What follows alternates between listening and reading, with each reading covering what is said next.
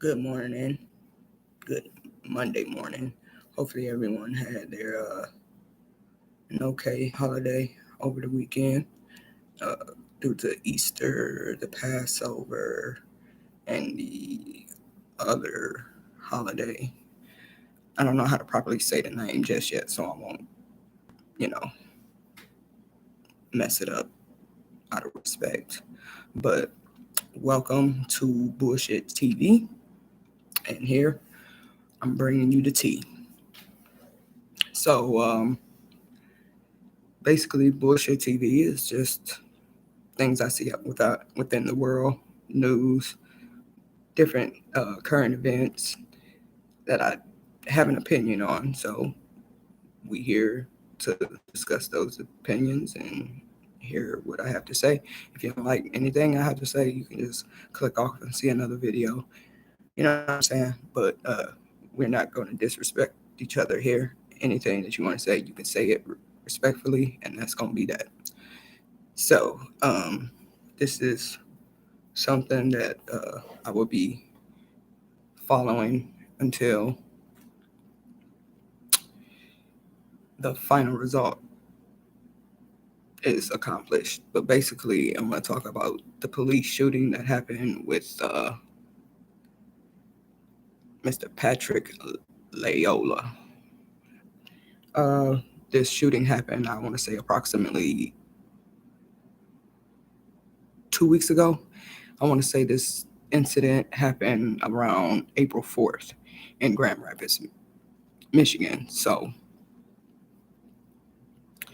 um, I've seen the video. I've seen multiple videos. I did take, but I didn't hear about it until maybe around April 10th, something like that. So I've seen multiple videos. I've seen uh, from the witnesses that was there, from the officer's body cam, and from his car, and other videos or whatever. So I did take the time out to read a couple of articles. Some of these articles came from Good Morning America. Some came from the Roland Martin Show. Some came from the Undisputed. And some came from the local news stations. So I seen multiple videos and read the articles, but from my point of view, the police officer was wrong. Why he was wrong? Just because of the end result. The end result was him shooting that guy in the back of the head. And I would say that was excessive force. If you felt like he needed to use his weapon, he could have shot him in the shoulder. He could have shot him in the leg, in the foot, but you had to shoot him in the back of the head. That is what we call execution style. Just because he was running and people saying that he was trying to take his taser. Maybe he was trying to take his taser, but I don't believe that he would have tried to use it on the officer just to disarm him and all this other shit. Just because, you know what I'm saying? From what I seen from the video, and let me put this out there, I'm not an officer, I'm not a lawyer, I'm just a regular citizen. Um, that uses just common sense. That's the formula I use is common sense. If it don't sound right, it don't sound right to me. If it don't look right, it don't look right. But I will do my due diligence to find some type of research on it before I go. You know what I'm saying? Go in on it. But anyway, I feel like the officer was in the wrong just because the simple fact that he killed him execution style in the back of the head, that is excessive force. It was other ways that he could have try to escalate the situation. That's why people around here keep talking about defund the police, because shit like this keep happening. So, in my eyes, I wouldn't think that he was going to the victim. I don't think he would have used the taser on the officer. He just, I felt like he just wanted to not get tased. You know what I'm saying? So, even when he first, even when the scene first happened, the officer even asked him, "Do you speak English?" Just because he felt it was a reason why he asked that. Is because, in my opinion, it was a language barrier there. I noticed that he had, a little, you know, broken English or whatever the fuck, and he's an immigrant. And just from my experience in the job field that I work in, I work with all types of people from Africa, people from Mexico, people from Australia, because they're a traveling team or whatever, so they go to different job sites. So, but I've talked to a couple of Africans, like, no bullshit, straight up from Africa, came over here, and they said it's completely different than what they seen on the news from where they from. You know what I'm saying? Because he said it. This African guy, he told me, he was like, I can't believe how they would treat black people over here, how the police treat them. You know what I'm saying? So for them just to come over here and start learning the English language, you know what I'm saying, or whatever, and then for them to come encounter with a police officer, all they see is officers killing people that looks like them. So I got where he was coming from. He said once he leave and he's done with the job from what he was there to do by contract, he said he don't never want to come back to America, because he said he didn't think it was that bad. So back to Mr. Loyola, the officer knew, this could be an issue because he was afraid, you know what I'm saying? So maybe in his mind, he thought he was complying. And then to see the interview with his dad, he needed a translator all the way through.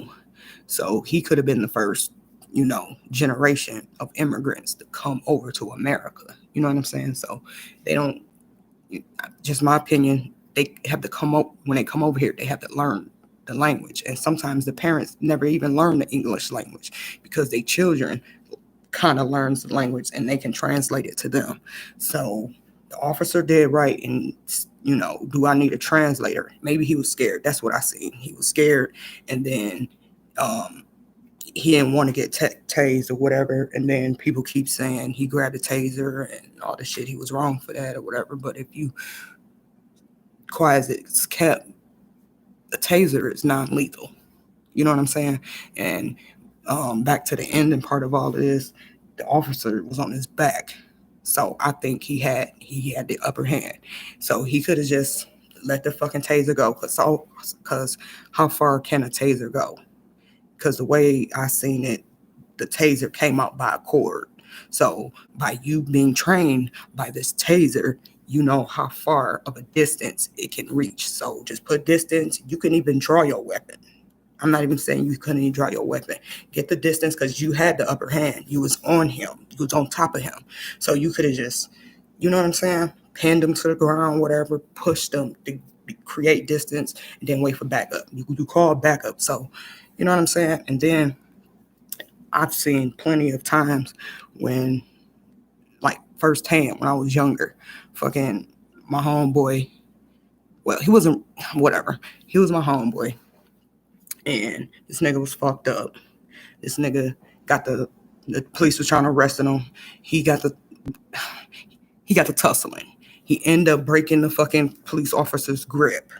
And I'm watching this shit. This was before you start videotaping police officers. He got the tussling. He got away. An officer, he had his gun out. Or he had his hand on his gun or something like that. But he was ready to shoot. He didn't shoot my friend. He just let him go. He let him go. He stuck around, and he was a white officer. He stuck around, you know what I'm saying? And he was like, do you know who that is? Took his name down. And they just, you know what I'm saying? And it was a misdemeanor bullshit. And that's what happened. Misdemeanor. Even if the tag didn't match the fucking car, it's a misdemeanor. Dead ass. And from what I'm hearing, they passing laws for these senators and legislators to, if it's a tag, broken tail light, stop pulling people over for that dumb shit, because people are dying, not just black people. People are dying over bold ass fucking pullovers. It's COVID. You got to make an appointment to go get your tags. So some shit might be fucked up. You know what I'm saying? And then all this,